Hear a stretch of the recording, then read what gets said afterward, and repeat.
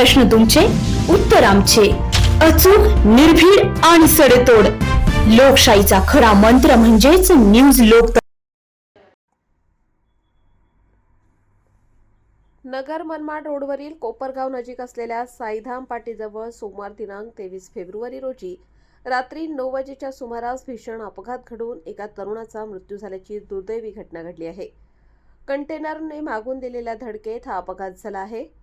रोहन रवींद्र पगारे असे मयत तरुणाचे नाव असून तो नाशिक जिल्ह्यातील येवला येथील रहिवासी होता. सदर घटनेने सर्वत्र हळहळ व्यक्त होत आहे.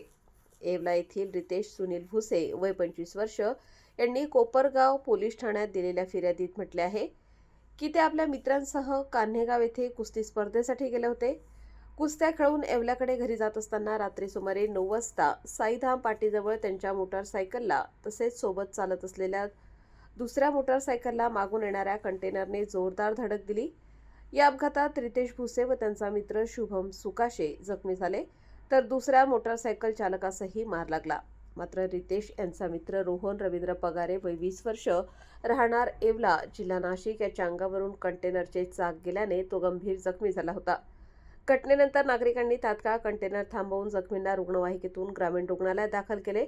डॉक्टरांनी तपासणी केल्यानंतर रोहन पगारे याला मृत घोषित केले. दरम्यान अपघात करणाऱ्या कंटेनरचा क्रमांक HR 38 AD 0836 असा असून चालकाचे नाव तौफिक खान शेरखान वय 30 वर्ष राहणार पिपरसाना तालुका गोहद जिल्हा भिंड मध्य प्रदेश असल्याची माहिती पोलिसांकडून मिळाली.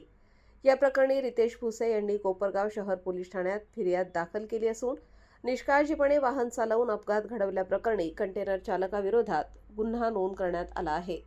पुढील तपास शहर पोलीस करत आहेत. न्यूज लोकतंत्र 18 साठी अय्यूब शाह, येवला.